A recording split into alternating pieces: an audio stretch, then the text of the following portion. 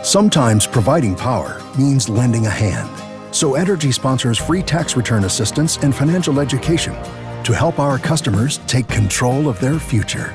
Together, we power life. Entergy.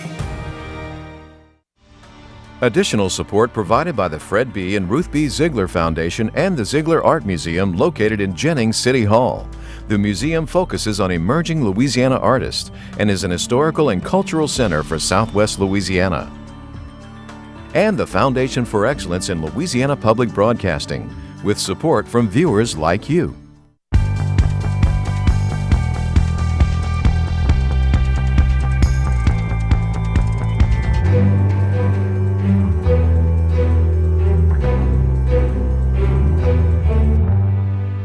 The way that the current program is set up, there is a lot of opportunity for confusion.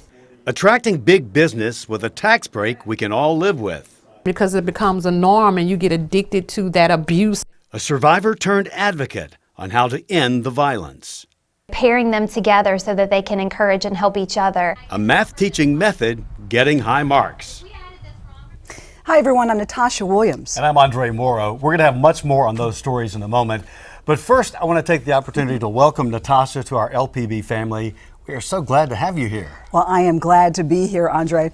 I most recently worked in Monroe after a number of years in many parts of the country, and I'm looking forward to working with you, Andre, as we deliver important news and stories about Louisiana. We certainly will, and it's going to be a lot of fun. First off, though, on this week's edition of SWI, let's look at headlines making news across the state. The recall of an infant pain reliever sold nationwide to Walmart, CVS, and Family Dollar has expanded over worries that the over-the-counter med may contain dangerously high concentrations of the drug. The drug maker, Threes Pharma, says infants' ibuprofen concentrated, sold in half-ounce bottles, may have higher concentrations of ibuprofen than what's on the label. The Diocese of Baton Rouge Thursday released a list of 37 clergy with credible allegations of sexual abuse. The list includes former Bishop Joseph Sullivan. Bishop Michael Dukas says the announcement is not the end, but an attempt to open the door on child sexual abuse that none of us want to open. Crews are hauling dirt to the wall around a fertilizer waste mountain in St. James Parish and pumping out part of the acidic lake within it. This is happening at Mosaic Fertilizer. A Sierra Club official tells NOLA.com it would be a disaster if the wall gives way and the water gets into the wetlands. Mosaic says it's working to keep that from happening. An early new poll shows Democratic Governor John Bel Edwards with a big lead over his GOP opponents, Congressman Ralph Abraham and businessman Eddie Rispone. The poll was commissioned by a group with long ties to the Democratic Party. 45% of those surveyed say they would vote for Edwards if the election were held today, followed by 17% for Abraham and 4% for Rispone. The governor announced this week an expansion of Bagwell Energy Services at its Port of Delcombe Fabrication Center in Iberia Parish. The $2.5 million development is expected to create 150 new jobs over the next 5 years. A building on the campus of UL Monroe has closed after the discovery of thousands of bats. ULM says Sugar Hall will be closed until the bats are removed and the building's ventilation system is cleaned. The bats apparently came in through the vents and the roof and found a home in the Health Sciences building.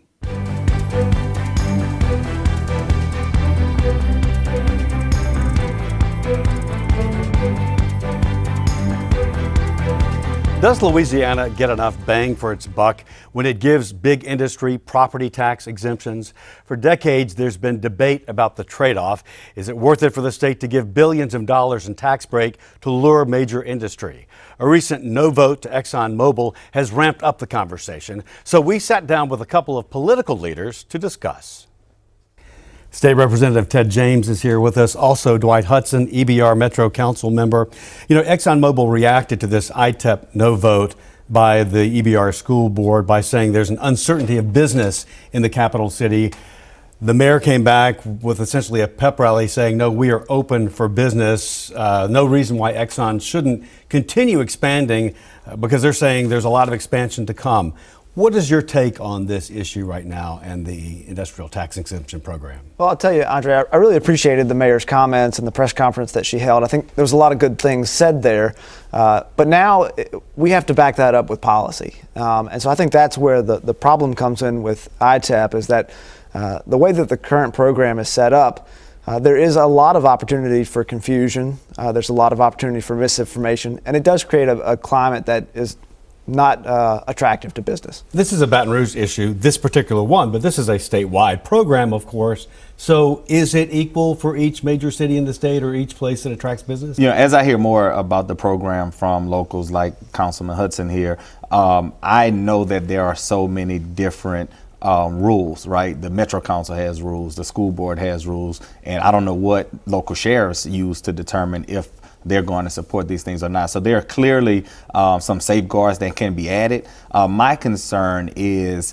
Exxon just saying that now Baton Rouge is just not open for business, because it looks bad on the capital city, and it also creates another layer of uncertainty about the program for the other 63 parishes. The group Together Louisiana and Together Baton Rouge, they ask the question, why does Louisiana stay poor when we're so rich in natural resources and industry? The answer, they say, lies largely in the billions of dollars given away in income tax incentives. Some of the rhetoric and some of the actions that we've seen from Together Louisiana, Together Baton Rouge, have been worrisome. I think back to the Georgia Pacific application that we had for ITEP, where it in fact did not meet our local rules. Together Baton Rouge was there that night, but decided not to speak out against the application, basically had no problems with it. And then, just a short month later, to have the Exxon application come up, and we see what transpired with that. Look, if folks are going to come to the table and want to take part in the discussion, we welcome that. But if there's going to be unequal treatment, if there's going to be an effort to single out corporate entities, that's a recipe for disaster. That's not what business wants to see, and it's going to continue to chase industry out of Louisiana, out of East Baton Rouge Parish. The governor has pushed for local jurisdictions to have more control. It wasn't that way before, though, was it? It was a wide open ball game, and we were giving a lot away. Right? Yeah, I get the uncertainty from business, because before the governor stepped up, every program, every project was approved, right? The governor came in, he changed the rules. And look, and I understand uncertainty. I'm in the legislature, so things change every year for us. And I hear from businesses all the time. I do not support the local control just being taken out of the picture. Now, some tweaks, I can understand that. Dwight, when people compare Louisiana with Texas, for example, well, Texas is always going to have a lot more benefits perhaps than Louisiana might have. It's a richer state, but Louisiana also has some great things. So can you compare the two? And when you get into that discussion, what does that lead us to? Well, we have to compare the two, because business and industry compares the two. They're making these decisions on, do we want to go to Louisiana or do we want to go to Texas? And that's why the program is so important, and that's why the integrity or the certainty of the program is so important. So I'll disagree with Ted on that front, in that passing it down to the locals, at least in the short term, has become very, very problematic. Now, I necessarily don't like the idea of totally removing the locals from the decision, but to give clarity to business. Can it be fixed? Well, what I'd rather see is have the locals opt in or opt out of the state program. And so that way you have a decision to make as a municipality. Does this program work for me and my constituents? And then from there, let the economic development professionals evaluate the programs or evaluate the proposals and make the decision. Briefly, when you talk to LED leaders, they generally are going to paint a rosy business outlook for Louisiana. Do you think that the state is in pretty good shape overall to attract and draw business here? No. Our tax code is terrible. There's a lot of work to be done in the legislature. We've got to continue to work on workforce development, education, and all of those different things. So there's quite a bit of work to be done. Ted, final thought? I agree. We tried to amend the tax code, and the legislature just doesn't have the will or the capacity to do it. It's a complex issue. We'd agree on that. And there's much more to talk about. Will you come back at some point? Absolutely. Anytime with Ted. All right, good deal. Thanks for being here. Thank you, Andre. I am just off the phone with Brod Baggert of Together Louisiana. He couldn't join us for that interview, but wanted to add this to the conversation. A chart, he says, that shows the difference in industrial tax value exempted in Texas versus Louisiana. Apples to apples, he says, in 2018. In Texas, almost $2.3 billion exempted.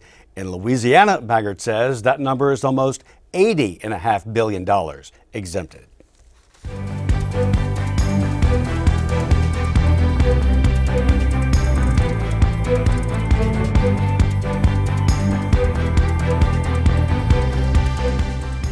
It's not where anyone wants to be. Number 2, that's where Louisiana nationally ranks in domestic violence-related deaths.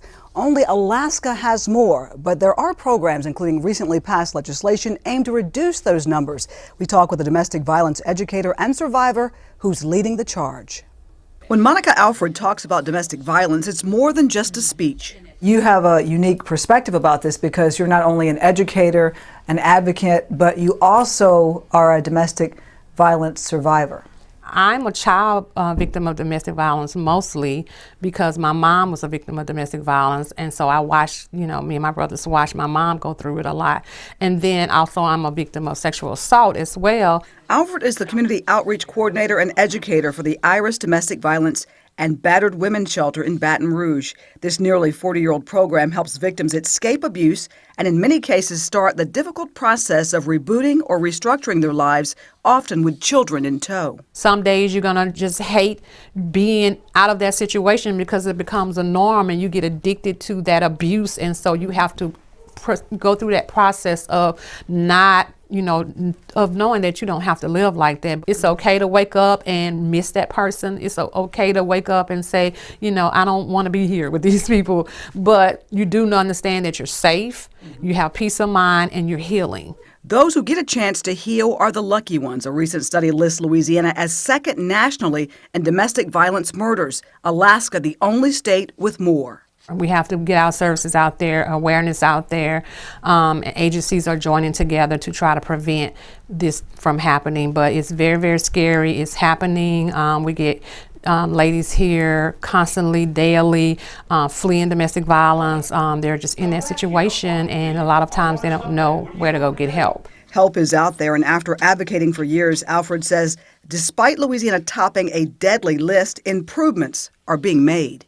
In 2017, there were 14 domestic violence deaths in Louisiana. Those numbers cut in half in 2018. Just 7 people were killed in domestic violence-related incidents in the Bayou State. But in 2019, apparently already off to a deadly start. This man, 21-year-old Dakota Terrio of Ascension Parish, was arrested Monday in Virginia. He's confessed to shooting and killing his girlfriend, her brother, her father, and his parents with a stolen gun, then driving 1,000 miles before being caught. Statistically, it says if a gun is in the presence of a situation, then it's 69% more of a chance that a woman will be killed or a person will be killed in that situation. The recent murders in Livingston and Gonzales may not have been prevented, but a new measure in place could help bring domestic violence deaths down.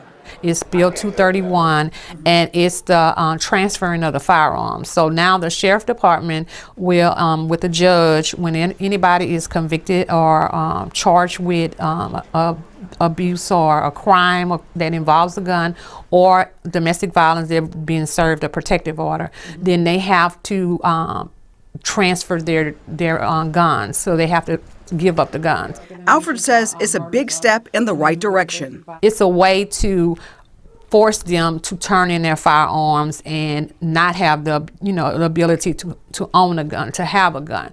So they can't be sold a gun.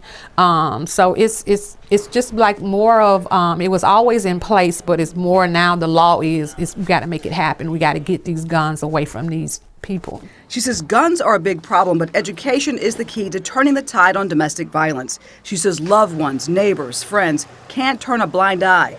They have to speak up. A lot of people don't like to get involved, even when they know someone is going through domestic violence. They're, it's not my business. People don't want to get involved, and a lot of times they don't realize what domestic violence is. They think it's, two people just having an argument, a misunderstanding, but it's power and control, and that person is stuck in that cycle. So a lot of times people are afraid to talk about it because it's taboo. Alfred says many agencies are canvassing their communities to get the word out, helping others recognize the warning signs.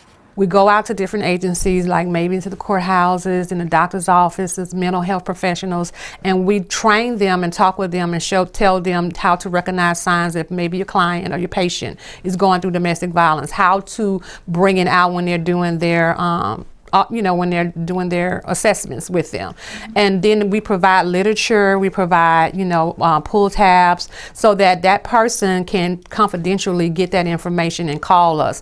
And for those struggling in what could be a life or death situation, she says, take the first step and get the help that's just a phone call away. What we have is Louisiana Coalition of Domestic Violence. We have 14 programs, domestic violence agencies across the state in different parishes, and we all serve different parishes. If we have someone that's calling from a different parish and they call through to us, we will direct them to the agency that can help them. So we have often someone calling from Lafayette and saying, hey, do you guys have room to bring a survivor in? And if we have room, then that agency will get that survivor to us. And Alfred says together with the help of the community, you can escape domestic violence just like she did and reclaim your life. We explain it to them. It's like coming to a hospital. You lay here and you take your antibiotics and you take your medicine, you get your rest, and then at the end of, this period of time, you're not going to be the same person that walked in. That person can't destroy you. He hasn't destroyed you. He hasn't taken away anything from you.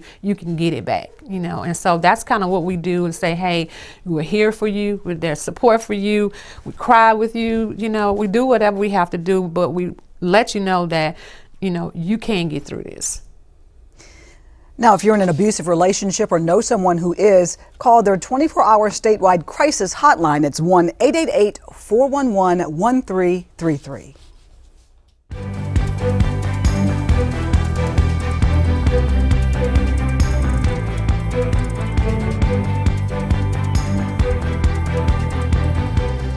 Well, check this out. A child's mastery of elementary school math is the best predictor of their success in life. That is the finding of a recent study by the U.S. Department of Education and the American Psychological Association.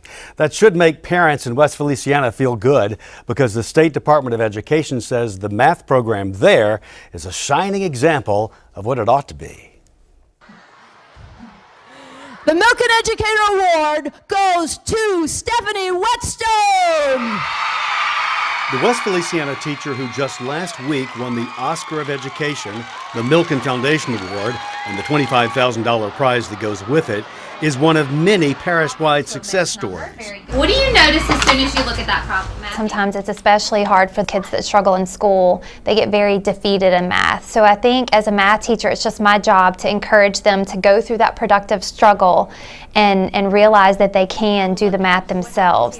We work a lot here in small groups and working with students individually and pairing students together, students that get it and students that don't, pairing them together so that they can encourage and help each other. Stephanie Whetstone's techniques work. The average LEAP score for her students was 75 when they began her 5th grade class. 9 months later, that average soared to 95, a 27% jump. Whetstone says she loves teaching math at this level because her students are learning things they'll use the rest of their lives. She says the biggest challenge is deciding which approach to use. The parish has adopted the Eureka approach, which emphasizes the skills required by Louisiana Common Core. I really like Common Core because I feel like it gives them options. So the traditional way of learning things and then looking at things in models. Some children may not see things in numbers, but they may see them in models. Some kids may need more hands-on instruction. Sometimes, like when a student raises their hand and they don't understand it, she'll draw a picture and she'll explain it step by step. When you're stuck on your homework, she'll let you bring your homework to her and she'll help you understand it. to learn fractions, they may need to see things cut up or see things in different pieces. And so we do a lot of that, again, real life stuff where we're talking about pizzas. And if I share a pizza with 3 people, I'm going to get more than if I share it with 5 people. A big thing in 3rd grade is multiplication. And it is a lot of work because we let them know that you're going to use this throughout life. And we use multiplication in word problems. And I let them know that word problems don't go away. We read, we underline what we see as far as the keywords. We tell what they mean. Are they your groups? Are they your sizes? Does this represent your total? Is it repeating? As a whole school, I think there are so many things. We're very much data driven. So we're studying children's scores, finding exactly where their weaknesses are or their strengths. It's teaching the children why you're doing what you're doing instead of memorizing things. So I think it's excellent, but it was whole class, hour and a half. Our scores were not improving. Children were confused. At the end of the year, it was still like deer in the headlights. As a math committee, math teachers from 5th, 4th, Miss Stephanie, Miss Whetstone, 5th, 4th, 3rd, and 2nd, get together and see what we're seeing is successful and not successful and share with each other. Over the last half-decade, the parish has brought in experts from LSU's Gordon Kane Center and Eureka to give the math teachers ongoing professional training. They've also adjusted class schedules to allow plenty of time for students who are struggling. We have what's called prime time, and it's 45 minutes a day. So for that 45 minutes, we have silent reading time in there. During that same time, we may call students to our teacher table, and if there are any issues that they're having, anything they're struggling with, they could sit at our teacher table and work on it with us. They could work with each other. I think that has been a big help. We set up this something called workshop, where children are working independently. They get choices. It's differentiated for the different levels of children, but they're working on skills that we've already taught, while I'm pulling small groups for the new skill. And so it just rotates like that. It's the same hour and a half of math. The parish superintendent says it's important for teachers to genuinely care about their students, motivate them, and set high expectations. But he says it's also important to get support from the community.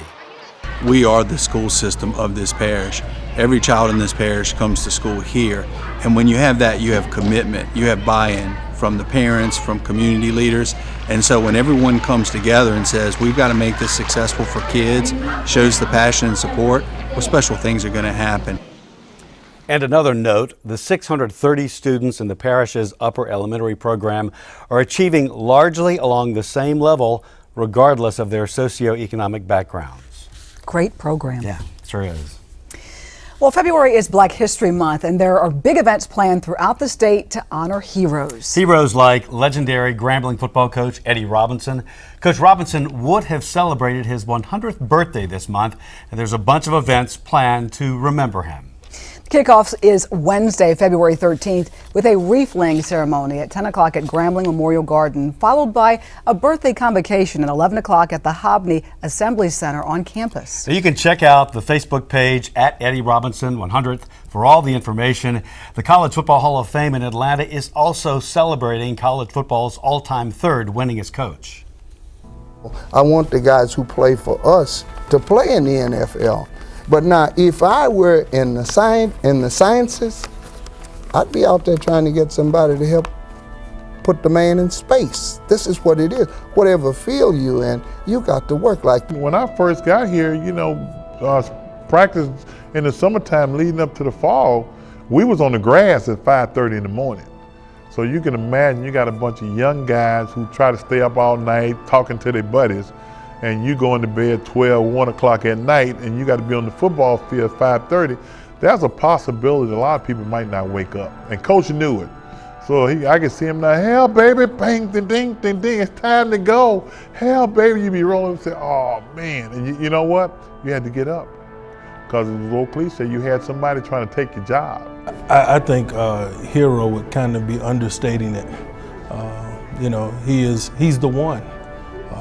He's the guy that paved the road that we all walk on. And I think that if you're in this profession, you understand the gravity of that. But I don't think you have to be in this profession to understand the impact of Coach Rob.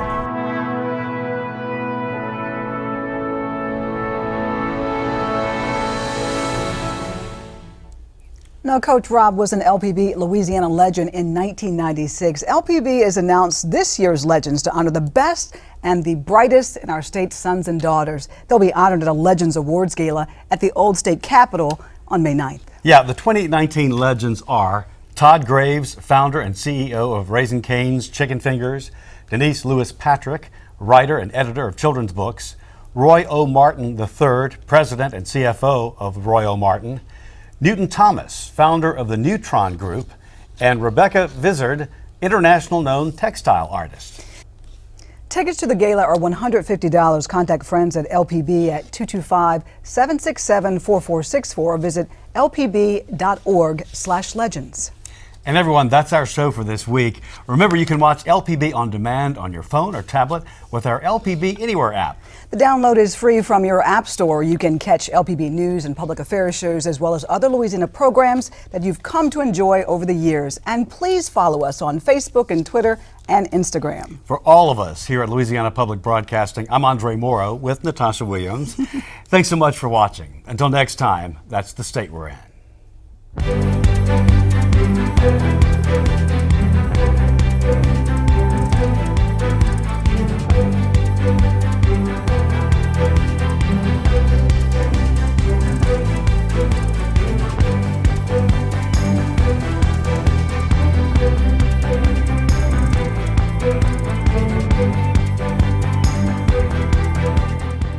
Sometimes providing power means lending a hand. So Energy sponsors free tax return assistance and financial education to help our customers take control of their future. Together, we power life. Energy. Additional support provided by the Fred B. and Ruth B. Ziegler Foundation and the Ziegler Art Museum located in Jennings City Hall. The museum focuses on emerging Louisiana artists and is an historical and cultural center for Southwest Louisiana. And the Foundation for Excellence in Louisiana Public Broadcasting, with support from viewers like you.